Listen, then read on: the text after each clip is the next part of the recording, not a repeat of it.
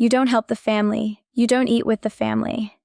My mother said that like it was routine. No anger, no hesitation, just a rule she believed in. Hi, I'm Maya Thompson, by the way. And that sentence landed inside the house I bought. Dad kept chewing. Jake didn't look up. Emma adjusted her napkin and smirked. Only one plate was missing on the table. Mine. The lights buzzed above us like they understood everything. I stood there still carrying my laptop bag, still wearing the salary that paid their bills, still invisible in my own kitchen. I bought the house, yet my family acted like I didn't belong in it. Before we start, tell me where you're watching from. Echoes of Life wants to know who's here tonight. When we first moved here, things felt simple. I bought a small 3-bedroom house in the city. I signed every page. I paid every fee. And I brought my parents with me. Liz liked the noise. Tom liked the parks. I liked believing we were a team. I gave them the bigger guest room. I kept the master because I paid the mortgage. I turned the 3rd room into my office for work. No one questioned it then. No one dared. But the old pattern returned slowly. The one from my childhood. Jake stumbled through life. I cleaned the consequences. Mom always said, he struggles more than you. I guess she still believes it. It started with a casual morning comment. Jake and Emma might move here, Mom said softly. I thought she was daydreaming. She wasn't. A week later, they arrived unannounced. Suitcases, boxes, smiles like they already lived here. I paid every bill that month. They paid nothing, not even groceries. Emma made little comments while unpacking. This house is big for one woman. Babies need space, you know. She smiled like it was concern. It wasn't. Then came the request, or the demand really. Jake said it first. Emma finished it. We should take your master bedroom. The baby needs room. They said it kindly, like I owed them softness, like my adulthood had expired, like my house was community property. I reminded them about the guest room. Emma frowned with practiced disappointment. No closet, no space. It's unfair to the baby. She said, baby, like it was a legal argument, like motherhood outranked ownership. And Mom? She didn't defend me. She didn't pause. She only murmured, Maya, you're strong. They need more help. They weren't asking for space. They were asking for my place. The days after that felt strangely heavy. No shouting, no arguments, just pressure in the walls. Jake and Emma spread their things everywhere, shoes by the couch, boxes stacked by the hallway, baby magazines on the counter I wiped each night. They spoke about our room like the decision was done. Emma measured corners with her eyes.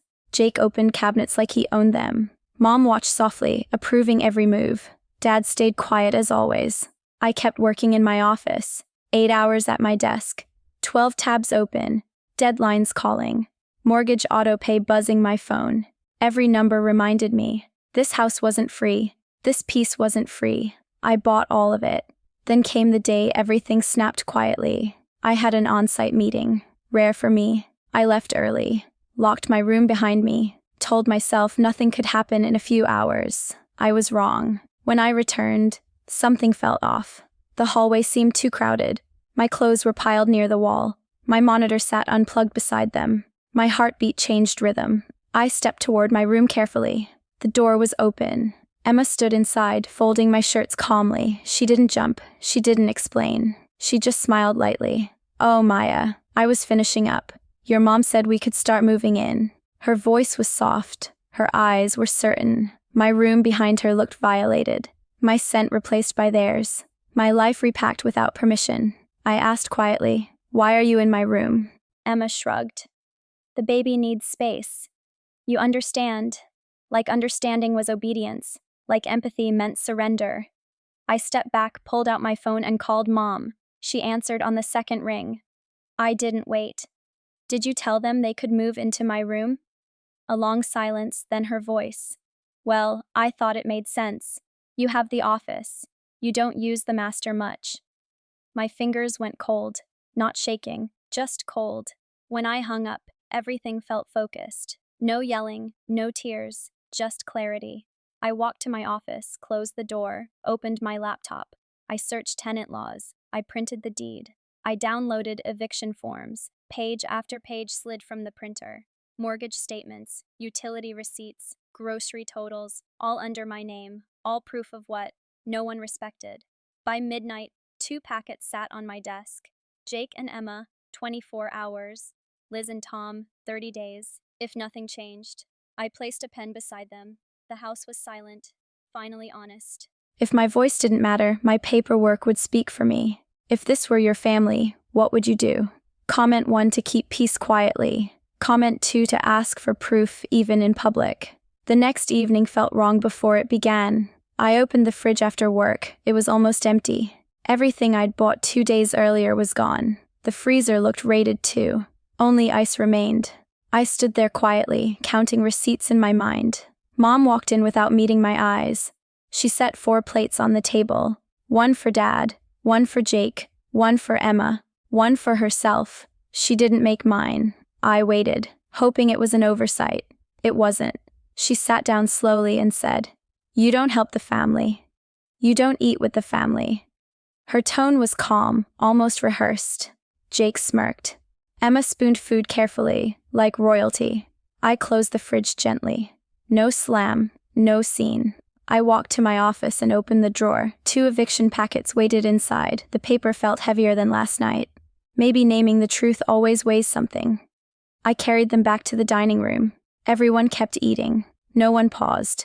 Their forks clicked like a metronome. I set the first packet before my parents, then the second before Jake and Emma.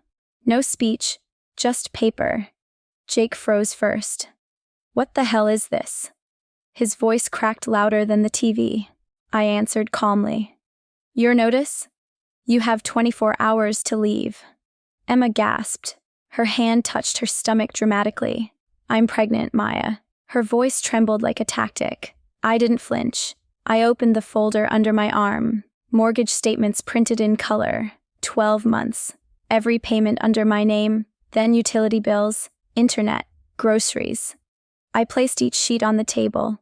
"We all live here," I said softly. "Only one of us pays here." Mom pushed the papers away. "You can't do this, honey. He's your brother." Her voice cracked.